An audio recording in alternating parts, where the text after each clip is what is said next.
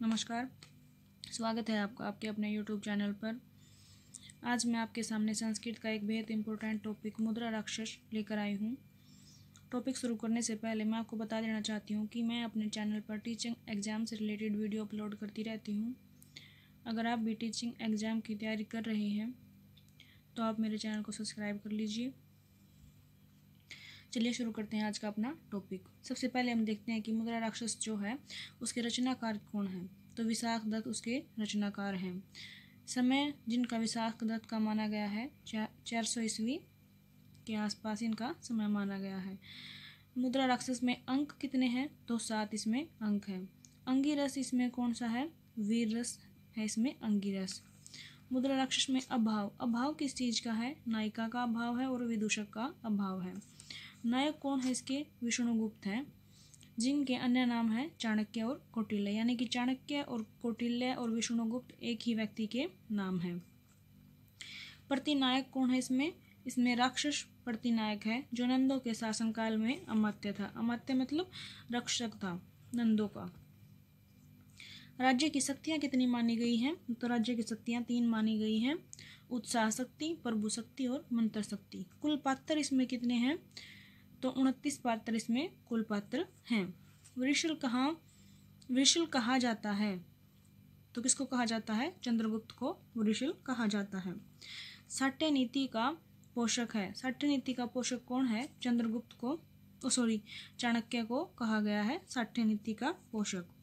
राक्षस का प्रिय मित्र कौन था? चंदनदास राक्षस का प्रिय मित्र था।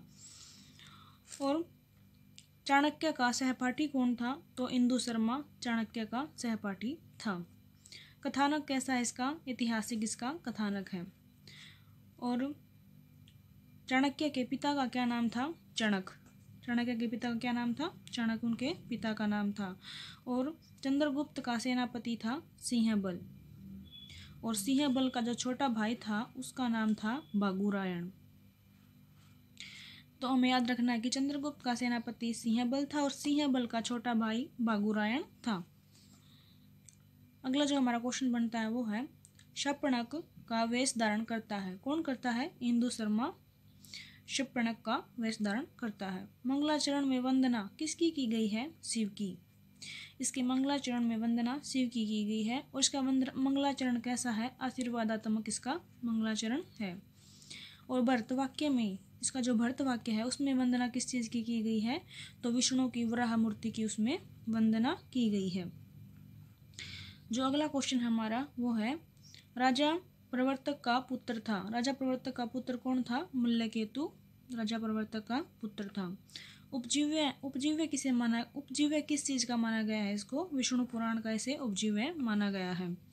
जीव सिद्धि नामक गुप्तचर का नाम क्या था? तो जीव सिद्धि नामक गुप्तचर तो जो था उसका नाम था इंदु शर्मा। अगला जो हमारा क्वेश्चन है वो है चाणक्य का शिष्य कौन था? शार्ंगरव चाणक्य का शिष्य था। आगे है चाणक्य का विश्वसनीय जो उसका विश्वास के योग्य था गुप्तचर कौन था? सिद्धार्थ। तो उसका विश्वसनीय गुप्तचर कौन था? सिद्धार्थक। अगला जो हमारा क्वेश्चन है वो है राक्षस का सेवक कौन था? तो राक्षस का सेवक था प्रियम वंदक। और राक्षसचर शिल्पकार था। तो राक्षसचर शिल्पकार कौन था? दारू वर्मा। इसमें 7 अंक हैं पर कुछ मुख्य अंकों के नाम यहाँ पर दिए हुए हैं जो हम आर्य एग्जाम में पहले पूछे जा चुके हैं। पहले अंक का नाम है मुद्रा लाभ। दूसरे अंक का नाम है राक्षस विचार। तीसरे अंक का नाम है कृत कलह। और चौथे अंक का नाम है राक्षसो उद्योग। चलिए आगे देखते हैं हम। अगला जो हमारा क्वेश्चन बनता है वो है चंद्रगुप्त का कंचुकी कौन था? तो चंद्रगुप्त का कंचुकी था वेहिनर।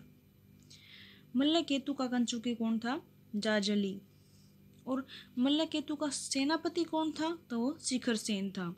नंदवंशीय स्वार्थ सिद्धि को मरवाया था किसने? चाणक्य ने उसको मरवाया था। तो चाणक्य ने अपनी चोटी की तुलना किससे की है? तो चाणक्य ने अपनी चोटी की तुलना काल्प सर्पणी एवं धुएं की रेखा से की है। पृथ्वी के हृदय में चुभ दी हुई कीले किसके समान के समान उखाड़ दिए गए। जो पृथ्वी, ऐसा लगता था मानो कि पृथ्वी के हृदय में चुभी हुई कीलें थी, उसके समान उखाड़ दिया गया। किसको? नौ नंदों को। नौ नंद किसे कहा गया है? राजा नंद और उसके 8 पुत्र थे, तो उनको नौ नंद कहा गया है। निपुणक, निपुणक कौन था? निपुणक के बारे में क्या बताया गया है यहाँ पर? प्रजा के मन की थाह लेने के लिए यमचर का वेश धारण करता है। कौन? निपुणक करता है।